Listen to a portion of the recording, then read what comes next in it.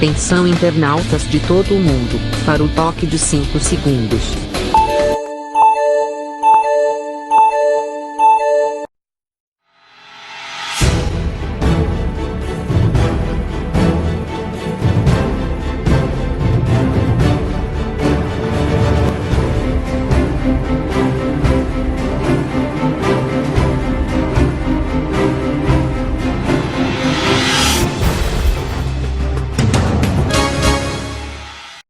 Alô, gente amiga, começando mais um programa Sérgio Cruz aqui pela viamorena.com.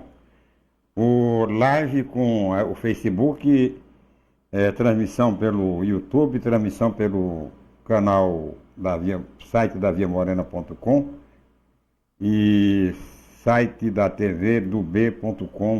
Muito obrigado a você pela audiência, muito obrigado a você que participa, que vai participar do programa. A partir de agora o canal está aberto para você mandar a sua contribuição, para você participar. Opa, espera aqui, isso aqui não é, está repetindo. Para de repetição. Então, o que a gente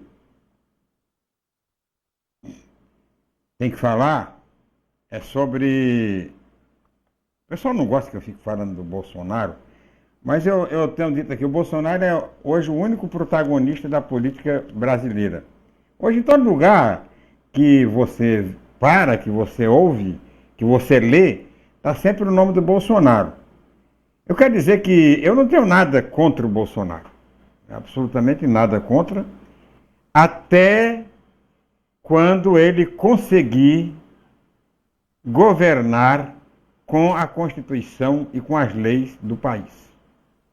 Enquanto ele respeitar a oposição, respeitar o Estado Democrático de Direito, nem que seja meio na marra, né? Naturalmente a gente tem que dar apoio. Até porque eu tenho minhas tendências políticas, mas não tenho nada de radical. Eu não radicalizo,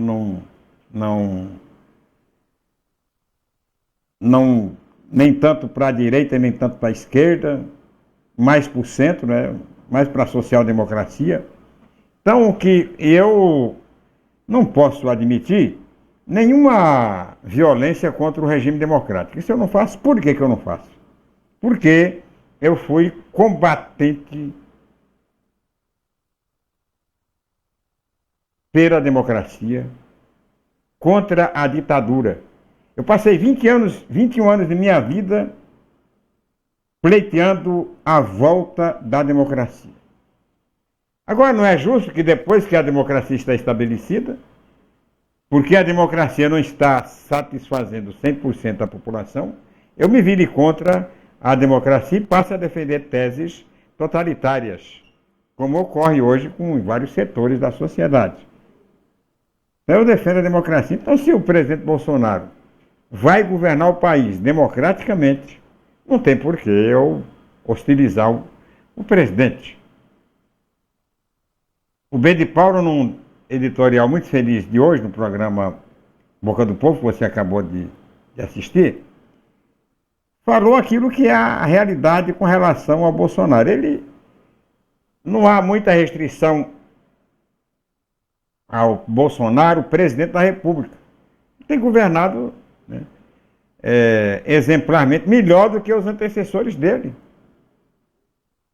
Apesar da avaliação menor, ele tem feito, né, talvez até por isso, né, a avaliação dele tem sido um pouco abaixo do que se esperava, mas ele tem governado, ele conseguiu o que os outros não conseguiram e tentaram, que foi a reforma da Previdência. É uma decisão política antipática, impopular, mas necessária. Tinha que se fazer a reforma da Previdência.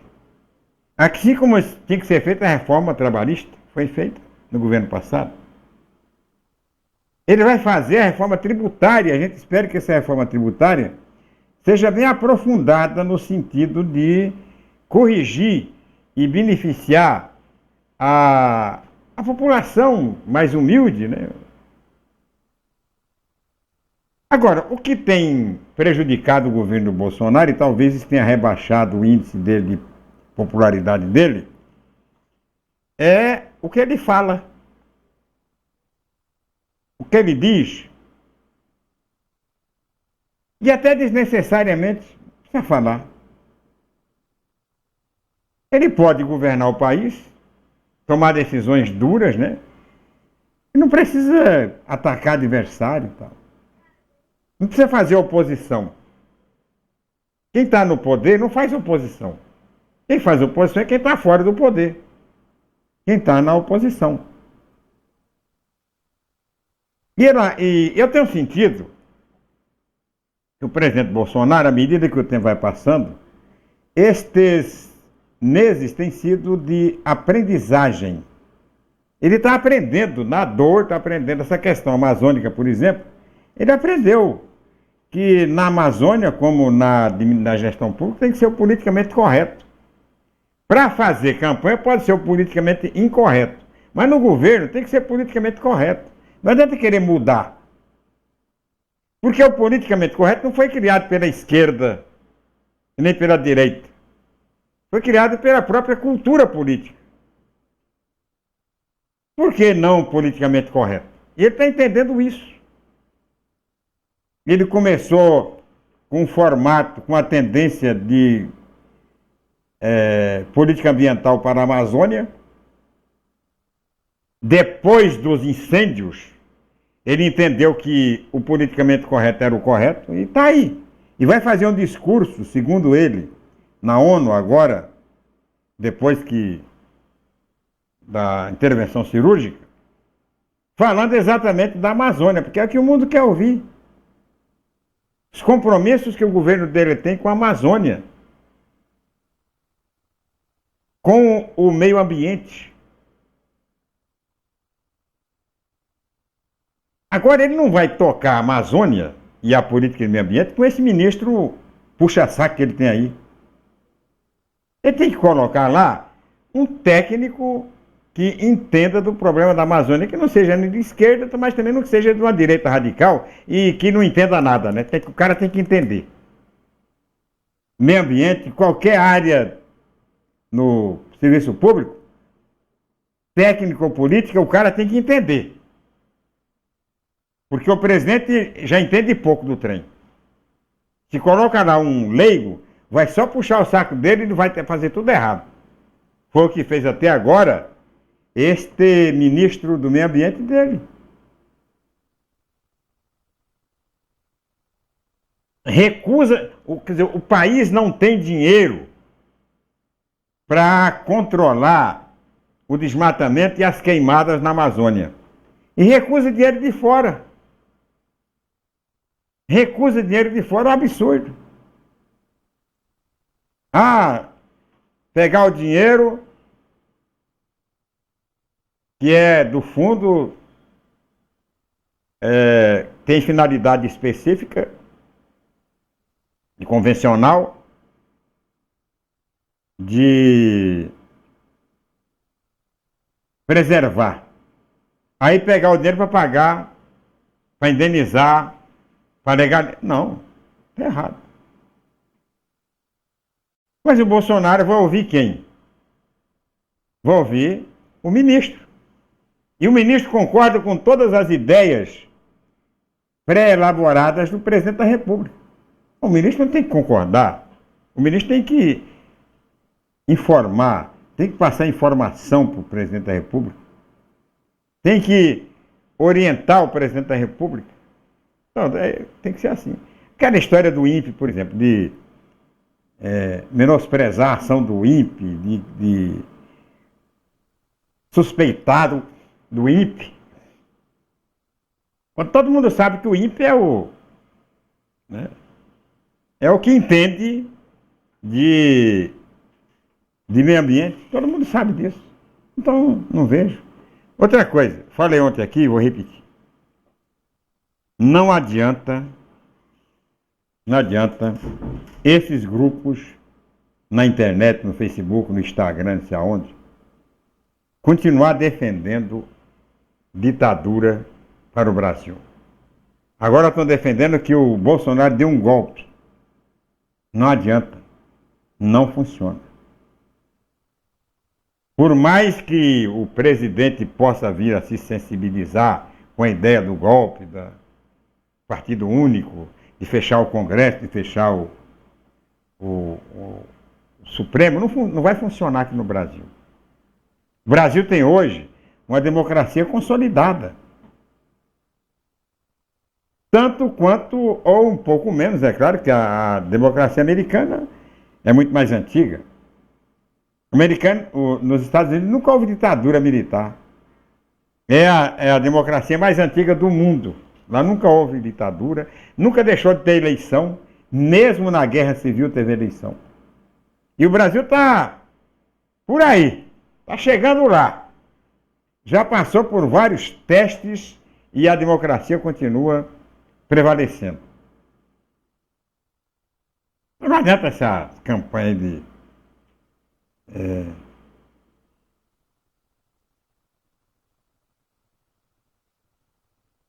Sônia Ambrose, perfeito, atitude de um brasileiro. Na minha humilde opinião, isso é a Sônia que está falando. Obrigado, Sônia, pela participação. Bolsonaro é o presidente mais bem intencionado nos últimos tempos. Agora, se vão deixá-lo governar, não sei. Ivani Amalfi, que já ouvi já há mais tempo. Bolsonaro não está conseguindo nem governar com os falsos democráticos, tem aparelhado com comunistas, lixos, falsa democracia. A ditadura nunca existiu, só existiu um governo militar, o Congresso continuou o mesmo. Eu agradeço os militares que nos livraram da ditadura comunista. Só quem reclama e fala que teve ditadura foram os interessados em baderna, guerrilha, ou teve algum parente fora da lei. Eu estive lá. Nunca ninguém da minha família sofreu nada. Muito pelo contrário, tínhamos muito mais liberdade. Isso é a Ivani que está falando. Vou ver aqui o Aue Júnior. Ele fala o que todos nós falamos. É um cidadão espontâneo como eu e você. Ivani Amalfi, de novo. Se a dita fosse tão dura assim, a Dilma, o Lula e todos os incendiários da época não tinham sido perdoados e com altas indenizações. O único erro dos militares na época foi não ter acabado de vez com a corja. Opinião, né? Opinião é que não falta. Agora, como é que é o nome da menina, da pessoa aqui? Ivani. Ivani, não queira ser mais realista do que a realidade. Procura conhecer o mínimo possível a questão da ditadura. Regime militar, ditadura militar, tudo uma coisa. Tudo uma coisa. Mas o Brasil tinha eleição, tinha partidos, tinha dois partidos. Os dois partidos criados pela ditadura, que imitavam o Paraguai. O Paraguai também tinha dois partidos, ou mais. No Paraguai era a ditadura lá era pluripartidária. Tinha eleição para governador, para prefeito, aqui não tinha eleição para governador, não tinha eleição para prefeito nas capitais, na fronteira, nas instâncias hidrominerais. Aqui um dos senadores era eleito bionicamente, era eleito por um colégio eleitoral, não era eleito pelo povo. Aqui só ganhava eleição para presidente da República, só o general ganhava. Só general. Ele era que ganhava a eleição. Aqui a oposição era perseguida. Você fala aqui que ninguém foi molestado da sua família? Claro, sua família não era da oposição. Sua família concordava com o governo. Aqui você tinha que dar amém para o governo. Era concordar o que querem, muita gente quer que a gente faça hoje. Por que dá um pau na Rede Globo todo dia? Porque a Rede Globo critica o governo. Na Argentina, a Cristina Kirchner, no governo dela, queria fechar o Clarim. Porque o Clarim criticava o governo dela. Mostrava o governo dela o que era o governo dela. Aqui tentaram contra a Rede Globo, o PT tentou muitas vezes. Até hoje o PT não gosta da Rede Globo. Porque o PT criticava o governo do Lula. Porque o PT criticava o governo da Dilma. Porque a Rede Globo criticava. Então, e a Rede Globo hoje mostra o governo do Bolsonaro como é o governo do Bolsonaro. Agora, tem um grupo, e o próprio Bolsonaro não aceita a crítica. Bolsonaro não aceita a crítica. Qual é a desculpa que tem o pessoal do Bolsonaro? É que ele está apenas 8 meses no governo e tem que deixar o homem trabalhar. Agora, democracia você faz com críticas. Você não constrói democracia se não criticar. Aliás, tudo que você fizer tem que ter a crítica. Senão você relaxa. Ah, não tem crítica, ninguém critica, vou fazer do jeito que eu quero. E graças à crítica é que o governo Bolsonaro está aprendendo a governar. Está se livrando dos grupos radicais, dos fanáticos, daqueles que são inimigos da ditadura e querem aproveitar o governo do Bolsonaro, que é um governo de direita, para acabar com a democracia. Aí fica essa história, não, vamos fechar o Congresso? Esse Congresso não deixa o governo trabalhar. Vamos fechar o Supremo não deixa o governo trabalhar, fica implicando. Mas a democracia, ela tem 3 pés: legislativo, judiciário e poder executivo. Essa é a democracia. Se não tem esses 3 pés, e se não tem cada um a sua interdependência, se um supera o outro, aí não é democracia. Democracia é isso. Ah, mas a democracia brasileira é avacalhada. Tudo bem, compete a nós desavacalhar a democracia. A democracia está ruim, vamos acabar com a democracia. Simples, né? Vai acabar. A democracia está ruim, vamos acabar. Fica fácil. Simples demais. Agora, na democracia, você tem que mudar na democracia, não é acabar com a democracia. Mudar, nós temos eleição de 4 em 4 anos, você muda, você renova, você amplia, você aperfeiçoa as instituições. A democracia americana tem 300 anos. E até hoje o pessoal ainda está num processo de adaptação, de mudanças e tal. Agora, ninguém se mete a besta de querer acabar com a democracia americana. Ninguém. Você acha que o Trump não gostaria de ser um ditador? É claro que ele não gostaria. Mas ele nem se mete. Ele faz lá a política dele, contra os imigrantes, contra não sei o quê, a favor das armas, defendendo a Constituição.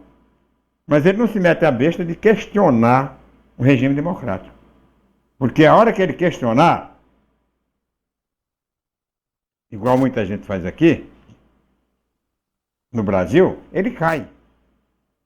Aí ele não vai ter partido republicano, não vai ter partido democrático, não vai ter povo ao lado dele, porque o povo americano preza a democracia, preza as leis, preza a Constituição, respeita. Aqui o pessoal não respeita muito, né? Ela está exigindo, querendo, não sei o quê. mas falta-lhe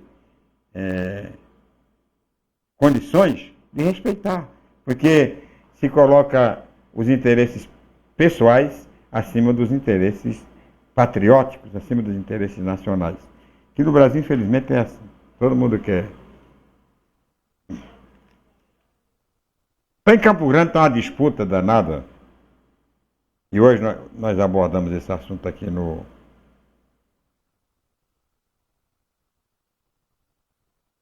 Dá uma olhadinha. Nós abordamos esse assunto no programa Bronca Boca do Povo.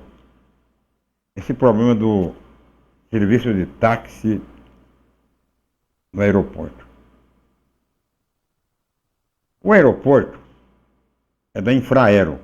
A Infraero fez uma licitação para normatizar o sistema de tráfego, de táxi no aeroporto. E uma empresa venceu. Uma empresa. Tinha lá. Venceu. E o que aconteceu? Os táxis tradicionais foram retirados na marra do local. Não sei sair daqui. Aí, ainda alguém deu a ideia, fizeram um ponto de táxi na avenida, lá fora do aeroporto. Não, claro que não vai dar certo, né? Se já é difícil você lá dentro, agora imagine ser fora, né? Está vendo na Câmara Municipal hoje até uma atitude interessante de alguns vereadores, que a empresa que ganhou, ela não pode explorar, a não ser que ela tenha os alvarás. Porque só pode o serviço de táxi em Campo Grande, ele é feito por autorização da prefeitura. E uma confusão que tem os aplicativos. Agora, essa empresa que ganhou, pelo que me consta, não é empresa de aplicativo. É uma empresa de transporte, de passageiros e tal. Não pode, isso pode, quer dizer, não tem alvará. O aplicativo não precisa de alvará. O aplicativo não tem ponto. Agora, o táxi da empresa que ganhou lá no aeroporto tem ponto, né? Porque vai ocupar a vaga nos pontos dos táxis. Ficou uma vaga só para os táxis, o resto é tudo dessa empresa. Agora como é que vai ser? Eu quero dizer o seguinte, eu não tenho nada contra aplicativo, e não é a questão lá no aeroporto, não é de aplicativo. O aplicativo veio, né? Chegou, está aí. O próprio taxista entende isso. Apesar de não concordar, até porque mexe no bolso dele. Mas está aí. Agora, é preciso respeitar quem tem direito adquirido.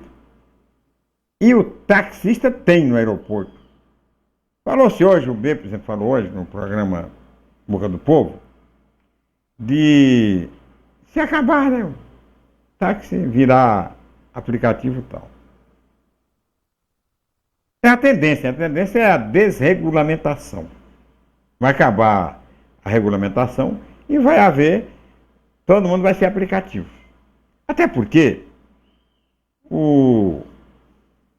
esse negócio de aqui, ó, no celular,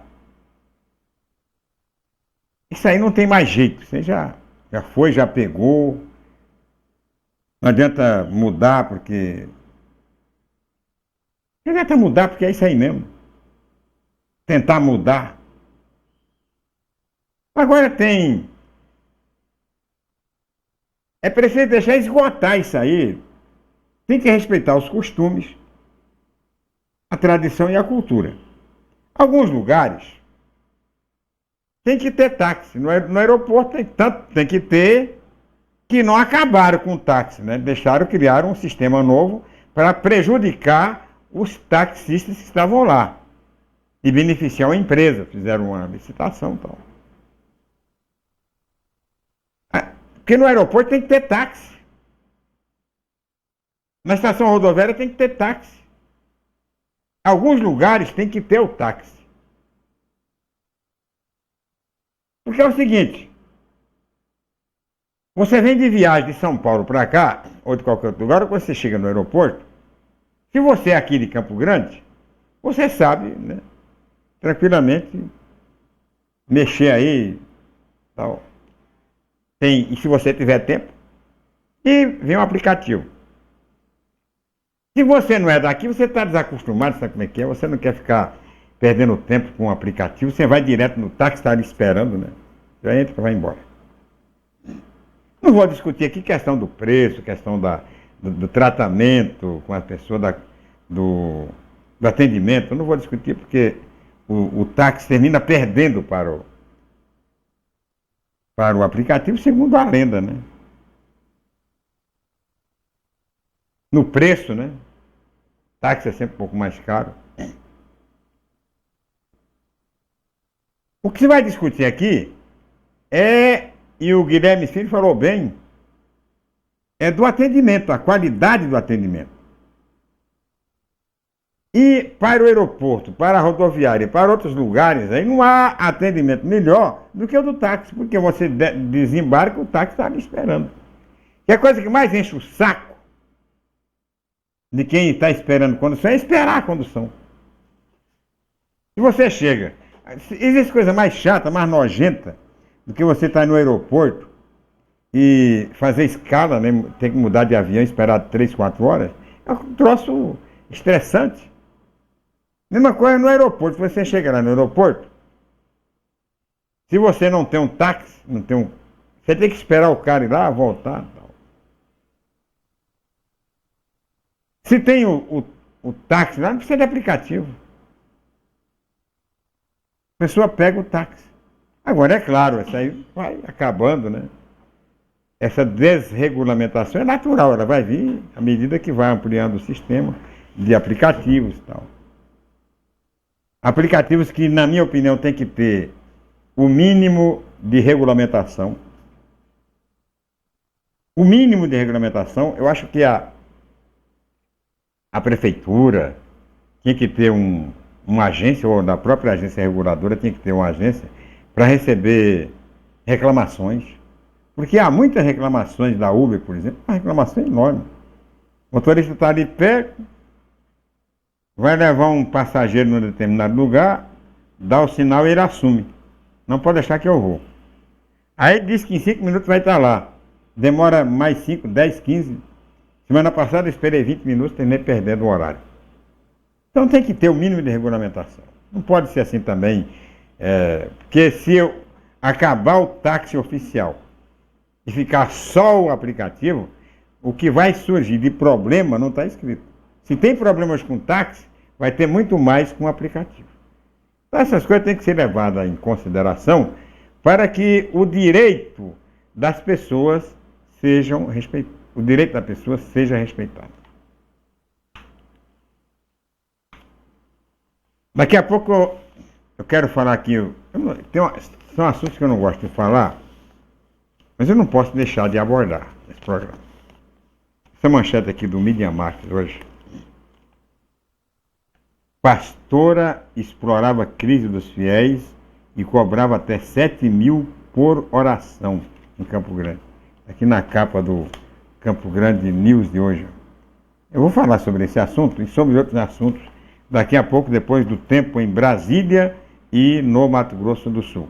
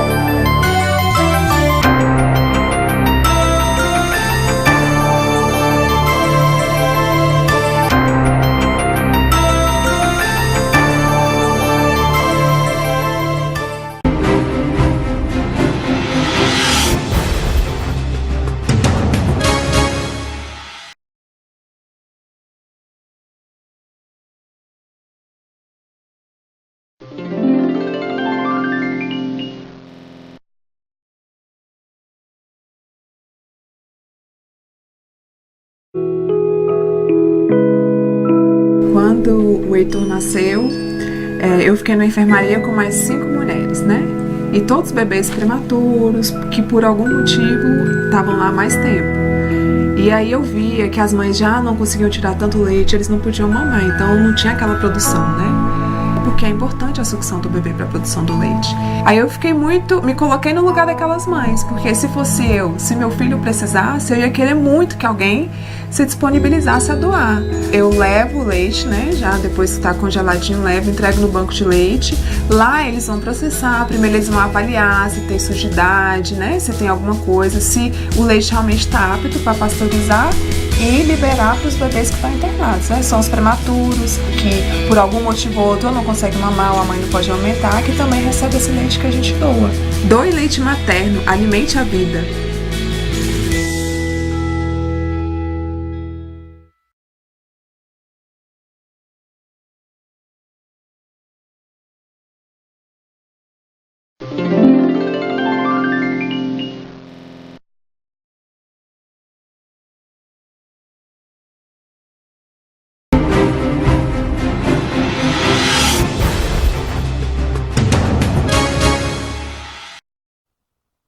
Pois é, voltando com o programa Sérgio Cruz, eu prometi que ia falar sobre esse assunto e vou abrir essa segunda meia hora do programa falando sobre essa manchete aqui do Media Market Diário. Eu não tenho nada contra a religião, sou católico, né? Mas não sou católico, não sou fanático. Aliás, eu não sou fanático por nada, tá? Não tenho fanatismo nenhum. Mas tudo tem que ser na paz, na tranquilidade e, sobretudo, no diálogo, na conversa. Pastora explorava a crise dos fiéis e cobrava até R$7.000 por oração em Campo Grande. Estelionatária, explorava a situação emocional vulnerável das vítimas e cobrava por orações. Ser pastor, dentro da nossa liberdade religiosa, é igual ser jornalista, igual dentro da nossa liberdade de imprensa. Não precisa de curso, não precisa de nada. Não precisa de carta de referência, basta saber falar e, sobretudo, interpretar os evangelhos. A Bíblia.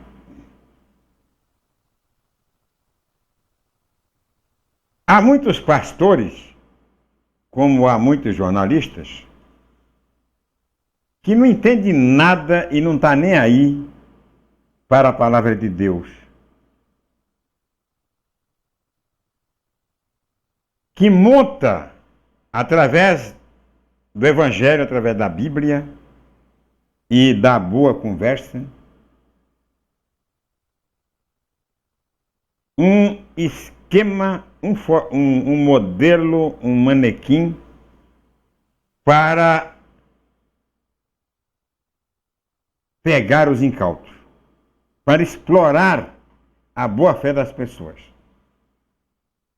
A pessoa está desesperada, principalmente por dívida, sufocada. Aparece uma vigarista se dizendo pastora, uma conversa muito bonita, né? Tal. E promete curar. Não, eu vou curar. Curar você aí. Pode passar a grana aí que...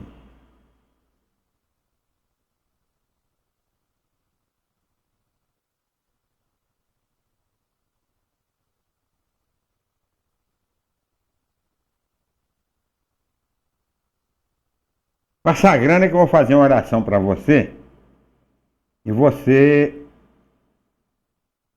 vai conseguir se reabilitar. Eu não acredito que essas pessoas aqui, que foram exploradas pela pastora, sejam pessoas pobres. Até porque não tem pobre que tem 7 mil reais para dar para um vigarista. Para mim, são pessoas ambiciosas, pessoas que têm as coisas e querem mais, e que caem no conto do vigário. Isso aqui não acontece, não é a pastora que faz isso. Há muitas denominações, muitas igrejas que fazem isso aí. Muitos pastores, inclusive conhecidos, e principalmente pastores midiáticos, aqueles que usam a televisão, usam o rádio, e fazem exatamente isso aqui. Que vende água benta, água abençoada, não sei o quê. Que tem métodos muito menos doloridos, né, da mesma forma violentos, do que esse aqui para tomar dinheiro. E tem gente que cai. Não quero fazer aqui cometer aqui nenhuma generalidade, né, de achar que todo o pessoal que frequenta a igreja e tal cai nisso aí. Mas muita gente cai. Muita gente vende o que tem como se a oração do charlatão fosse um bilhete premiado. Não, você dá 100 que vou te conseguir 1000. Isso acontece.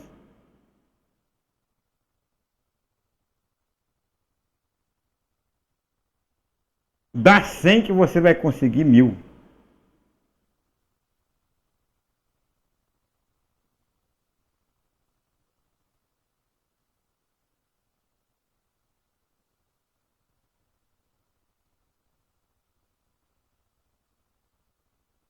Tudo H.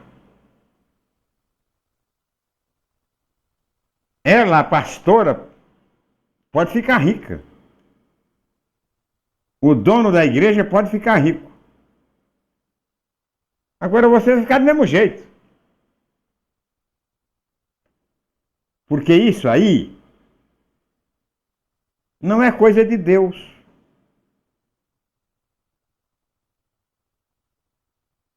Só por isso, não é coisa de Deus.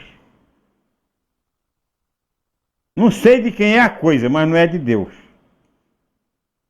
Disso eu tenho certeza. Não é coisa de Deus. Deus não cria essas situações. Deus não arma arapuca.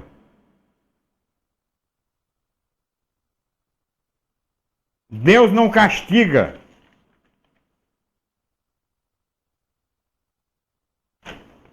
Deus faz milagres. Deus perdoa. Mas Deus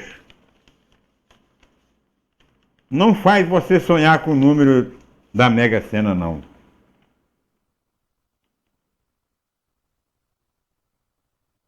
Não é papel de Deus criar esse tipo de... você... É o seguinte, aumenta aí o dízimo, dá uma grana a mais aí que você vai ser muito mais feliz.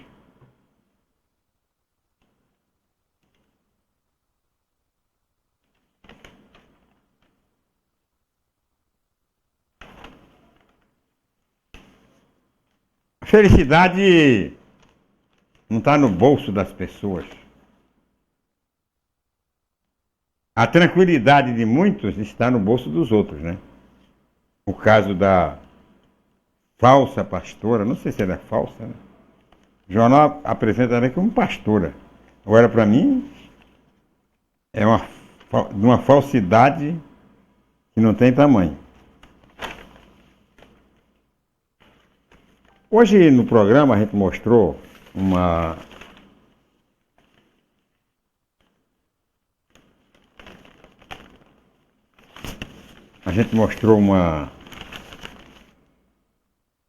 uma entrevista com um engenheiro sobre energia solar. Ontem eu abordei aqui o problema muito superficialmente. Interessante que antigamente você falava em energia solar e já pensava em coisa de rico, né? Porque pobre não tem condições de montar um esquema de energia solar porque é muito caro. Essas placas são um preço horrível.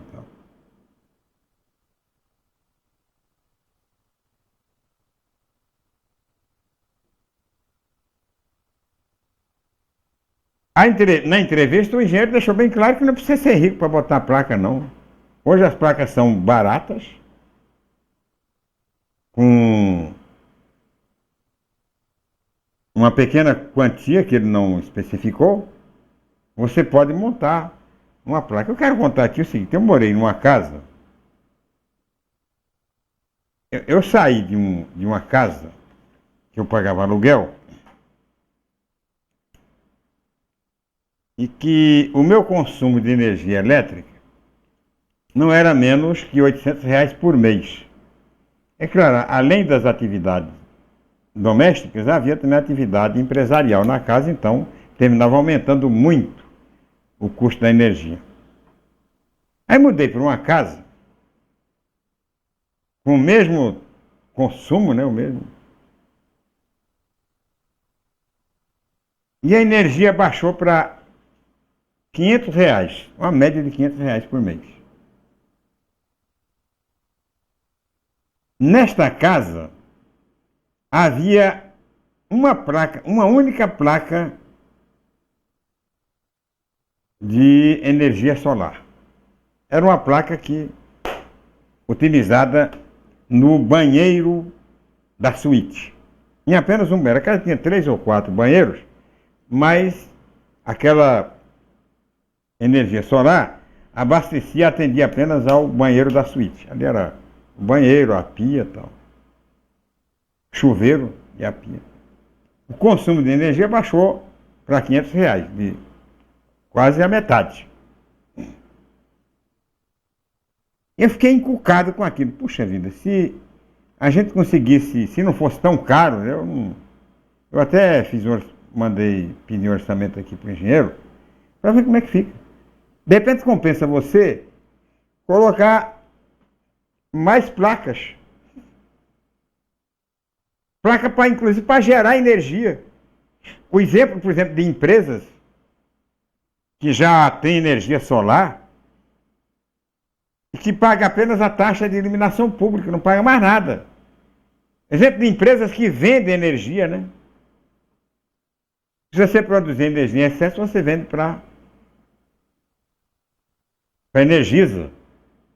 E ela repassa lá para a rede, para o sistema nacional. Nós temos no Mato Grosso do Sul enorme potencial de energia solar, agora mudando um pouco da questão doméstica para a questão mais empresarial. Nós temos em Mato Grosso do Sul um espaço enorme para energia solar. Inclusive uma empresa chinesa vai montar uma usina me parece que é na Aurilândia, no Mato Grosso do Sul. Vai montar uma usina para produzir energia para vender para o Brasil, para vender para o sistema nacional. Sol a gente tem à vontade, é de graça. E eu fiquei pensando, eu vi domingo no Fantástico, uma reportagem sobre energia eólica, que no Nordeste, 98% da energia consumida no Nordeste é proveniente da produção eólica, do vento. Nós temos aqui áreas aproveitáveis que quase do tamanho do Nordeste inteiro, no Mato Grosso do Sul, para a exploração da energia eólica, tanto a solar como a eólica. Por que que a gente não... Por que que a gente não utiliza esses espaços? Variante do Pantanal. O Pantanal é uma planície, né? Não tem mata. É vegetação baixa, onde não impede o acesso ao vento. Venta barbaridade. Por que não aproveitar o Pantanal para a exploração de energia eólica?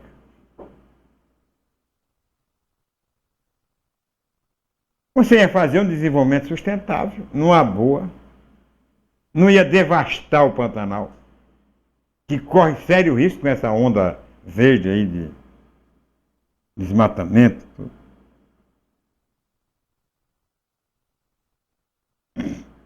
Então, a ideia, a sugestão, é de que o governo do Estado tenha um projeto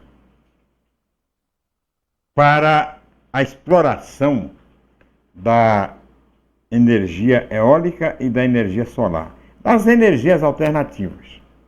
Essa Secretaria de Indústria e Comércio que o Estado tem, poderia trabalhar nessa direção. Porque aqui a gente depende de energia, nós somos dependentes de energia. A energia do gás, que é da Bolívia, e a energia hidrelétrica, que é de São Paulo. Paraná, né? São Paulo, é só São Paulo. Tem Rosana lá embaixo, tem Três Lagoas aqui, tem Ilha Solteira. Que são empresas de São Paulo. Aqui nós entramos com a barranca do Rio, não temos direito a nada. Por que não produzir a nossa própria energia?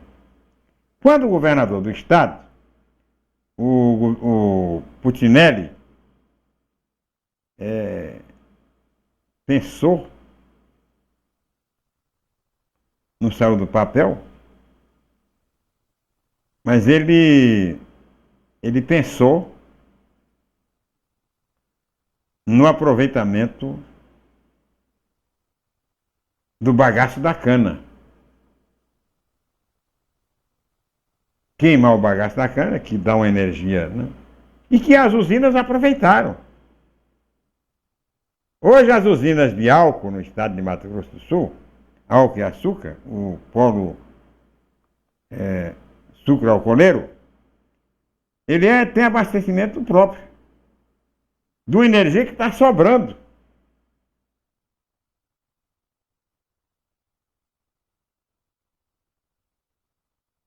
Energia que está sobrando. Energia que poderia ser a energia de Mato Grosso do Sul. E que está sendo perdida, está sendo queimada. Por quê? Porque não foram construídos os linhões que o Putinelli previa. Aliás, o Putinelli tem dois projetos. O primeiro projeto dele era uma estrada de ferro de Maracaju até no Iguaíra, ligando com a estrada de ferro do Paraná para ir para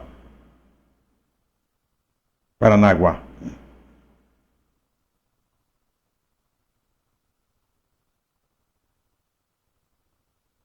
Ronaldo Inácio. Alô, Ronaldo, muito obrigado pela audiência ao programa. Está falando aqui, rapaz. Estou de acordo com a sua fala sobre estes cretinos safados que se diz pastor.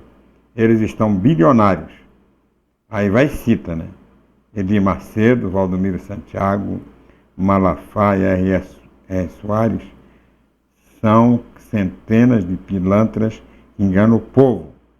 Sou evangélico, mas não sou idiota. Obrigado, Rosalvo Inácio. Tá. Eu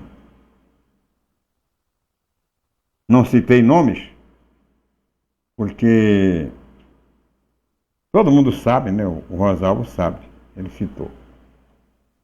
Mas é isso aí. São pessoas que enriqueceram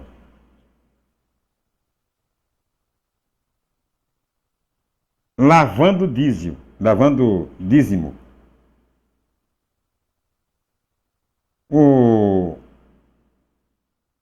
Uns, principalmente, comprando emissoras de televisão. Pega o dinheiro, né, e lava nos programas de televisão.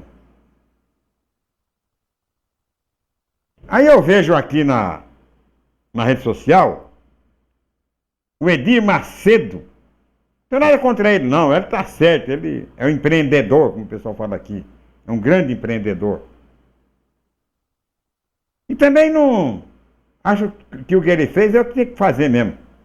Me admira muito o presidente da República se ajoelhar diante de Edir Macedo e aceitar aquela papagaiada que foi feita lá. Para mim, aqui não é papagaiada. É jogar para a plateia.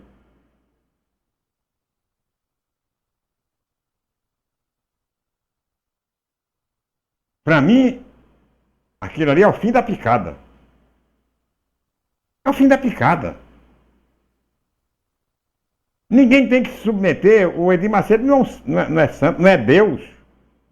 Não é representante de Deus, não.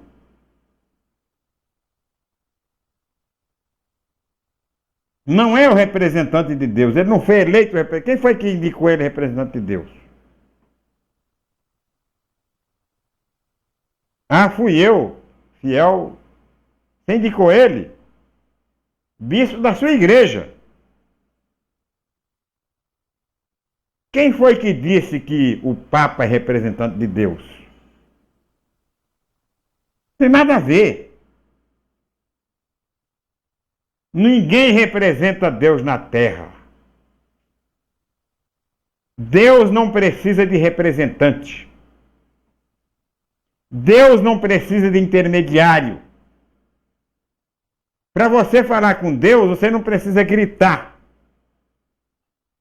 Para você falar com Deus, você não precisa de outra pessoa. Deus vai te ouvir da mesma forma que ouve o Silvio Santos. Da mesma forma que ouve o R.R. Soares. Da mesma forma que ouve o Sérgio Cruz. E o Sérgio Cruz não tem a menor importância para Deus. O Sérgio Cruz é apenas uma pessoa. É apenas um cristão. Ou pelo menos que se acha cristão. Porque quem vai julgar a cristandade de cada um são os atos que ele pratica, e quem vai julgar é Deus. Não adianta você botar a mão na cabeça de alguém e fingir que é Deus está. Deus não está nem aí. Deus não está nem aí. Não me vem com essa história, não, porque não tem nada de Deus. Quem quer conversar com Deus não procura plateia. Quem quer conversar com Deus vai para a igreja e conversa em silêncio. Isso é gritaria. Quer da doutrina da igreja? Tudo bem. Mas não espere você que Deus vai te atender melhor porque você gritou. Não. A Bíblia, o Evangelho é claro.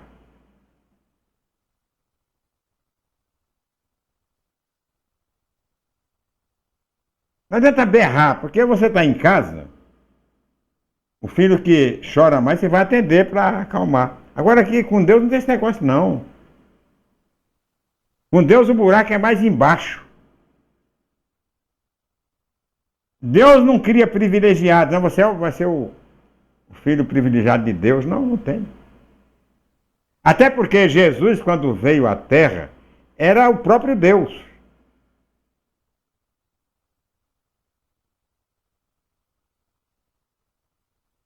Então, essa história aí as pessoas acreditam mesmo. Tem gente que vai acreditar em qualquer coisa que você falar e que você fizer. Eu tenho visto aqui pela internet. A internet é a melhor coisa do mundo, o Facebook, Instagram. São as redes sociais, de modo geral, duas coisas para você compreender as pessoas. Compreender o comportamento das pessoas. Você publica aqui que a Terra é quadrada, teve um imbecil aí que publicou que a Terra é plana, tem muita gente que vem defender. Se você publica alguma coisa de que o homem não chegou à Lua, tem bastante gente que acredita que realmente não chegou, não. Por mais que você prove cientificamente que a Terra é redonda, tem sempre um boca de burro para achar que é quadrada. Porque o ministro disse que era quadrada. Ah, o cara disse que a Terra é quadrada, é plana e tal. Vamos entender que a Terra é plana.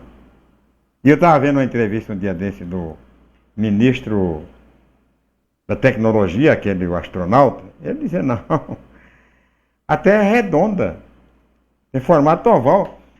E ele é astronauta, ele esteve lá em cima, ele viu. Você vê aqui que a Terra é redonda. Você, na escola, estudou a lei da gravidade.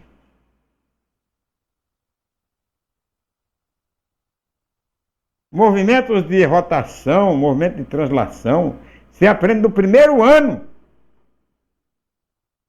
Mas se aparece alguém para dizer que a Terra é quadrada, tem muita gente que acredita. Assim como tem milhares de pessoas que acreditam que a Mega Sena é fraude, é fraudada. E muita gente que acredita no que o pastor fala. Acredita piamente. Acreditar no que o pastor fala, qualquer um pode acreditar, eu acredito, né, que ele fala com base na Bíblia. Agora, aceitar o que ele pede, aí é diferente. Mais uma vez agradecer às pessoas que participaram, que assistiram a esse programa pelo Facebook, pelo YouTube, pelos canais da viamorena.com, da tvdob.com.br. Agradecer do fundo do meu coração o compartilhamento que cada um fez. O programa está cada dia com mais audiência, cada dia com mais participação. Eu fico muito agradecido a isso. Espero que no próximo programa a gente seja bem melhor sucedido ainda com a sua participação fundamental. Muito obrigado mesmo e tchau, Pica-Pau.